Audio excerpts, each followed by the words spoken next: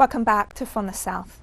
Colombia continues to see widespread mobilizations against the government of President Iván Duque, with state security forces heavily repressing protesters. Trade unions and social movements have called for another day of mobilizations this Wednesday.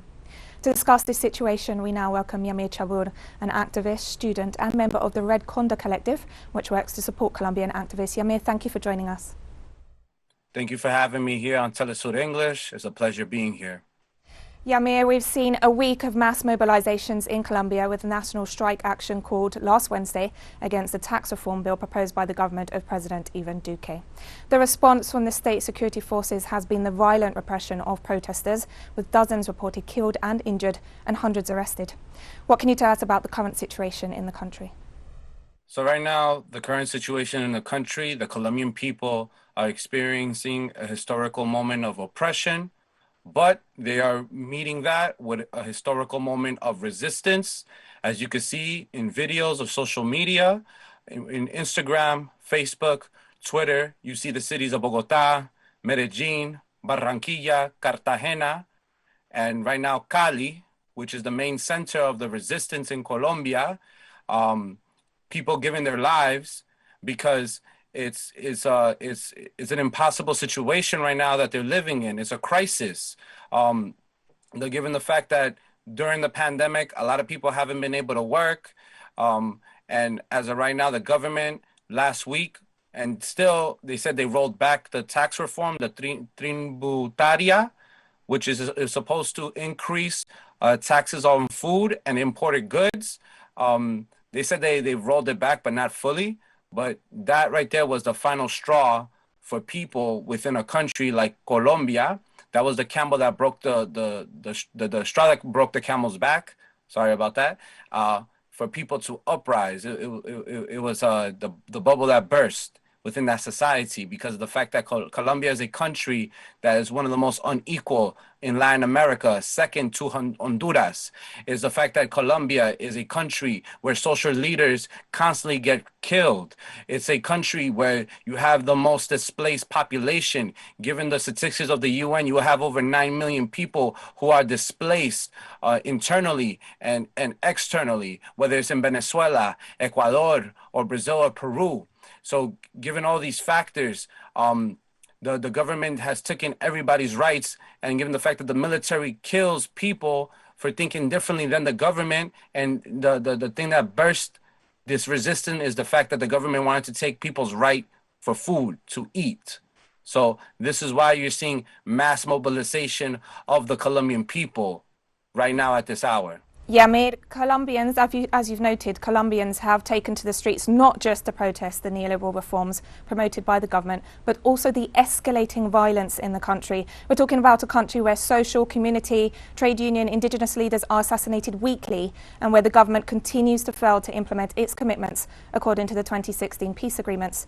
Despite the international condemnation of these most recent events and the repression seen in recent days, can we expect this widespread violence to be reined in by the current authorities? Absolutely not. The government has a monopoly on violence, and given the fact that you have a very fascistic movement. It's a narco-fascistic movement called Uribismo, which is led by the ex-president. Well, I consider him the president, given what he did yesterday, Álvaro Uribe Vélez. But his protege, Iván Duque, who's the president right now, is basically his puppet, given the fact that Uribe, on Twitter, sent the military to go attack civilians, to go shoot civilians. So we see right now of who's really has influence through the military and the police within that country. But I mean, in the history of Colombia, the military, or whether it's the paramilitaries, their origins come from attacking social leaders.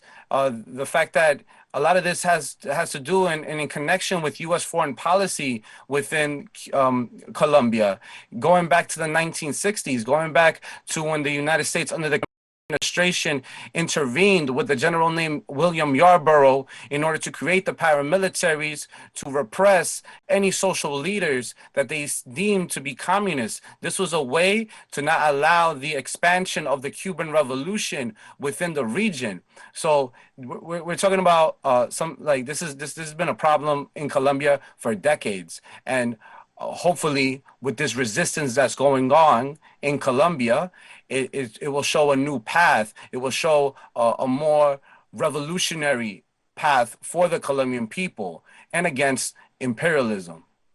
Yhamir, Colombians are due to march again tomorrow as the National Strike Committee has called for further mobilizations. There are calls from various sectors for the resignation of President Iván Duque, as well as the withdrawal of his neoliberal reform bills, for example, the health reform, which is currently passing through Congress. Can we expect the government to bow to pressure and withdraw other bills, as was the case with the tax reform, following the widespread condemnation of the policy on the streets of Colombia? Most definitely. And I say this because I see the youth right now out in a city like Cali that are giving their lives because they have nothing else. They have no opportunity. And they are willing to give their lives in order for a better Colombia.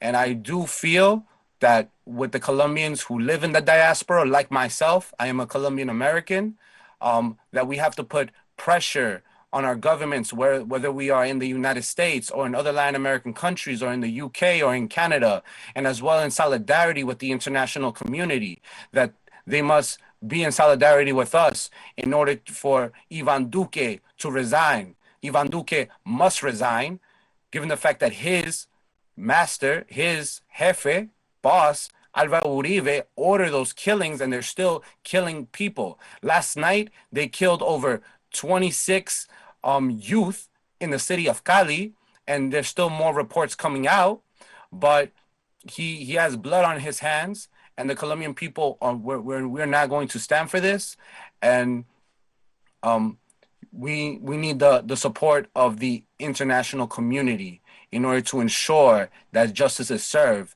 And it's not just that Duque gets out of power, but the fact that it gives a pathway for the Colombian people to change the state, which is a narco-fascist state led by the fascist himself, Álvaro Uribe Vélez. Yhamir Chabur, member of the Red Cóndor Collective, which works to support Colombian activists. Thank you so much for joining us again today. Thank you for offering your insight into the disturbing events in Colombia, ending on a note of some hope that things could change. Thank you. Thank you for your time. Thank you for having me.